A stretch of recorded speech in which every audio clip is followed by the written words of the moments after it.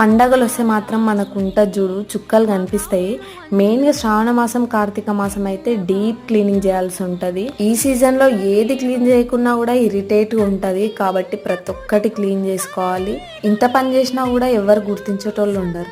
ఇంకొందరు అయితే అంటారు ఇంట్లోనే ఉంటారు కదా అని. రోజు ఇంత పని లేకపోయినా ఇందులో 50% పని మాత్రం ఖచ్చితంగా రోజు చేయాల్సి ఉంటుంది. ఎవరెంత చిన్న చూపు చూసినా మన ఆడోళ్ళు మాత్రం ఇంటి పని ఖచ్చితంగా చేస్తారు. ఎందుకంటే ఇది మన పనే, మన కోసం ఎవరు రారు, ఎవరు చెయ్యరు. సదిరిన ప్రతిసారి ఎంత వేస్ట్ బయట వేసినా కూడా మళ్ళీ చదిరినప్పుడు అది ఏందో వేస్ట్ రెడీ అయితేనే ఉంటది. మనం వేస్ట్ సామాన్లు కొంటామా, అవి మన దగ్గరకు వచ్చినాక వేస్ట్ అయితాయా నాకైతే అర్థం కాదు. ఇట్లాంటి సాహసాలు చేసేటప్పుడు చాలా జాగ్రత్తగా ఉండాలి. కొంచెం స్కిడ్ అయినా కూడా గోవిందనే. ఇంకా నా హెయిర్ అయితే ఒక 4-5 మంత్స్ నుంచి చూడండి ఎంత పోయిందో. ఇంత హెయిర్ చుట్టూలు ఉంటే ఎంత బాగుంటుంది కదా. మీకేమైనా హెయిర్ టిప్స్ తెలిస్తే నాకు కామెంట్ చేయండి. Bye bye.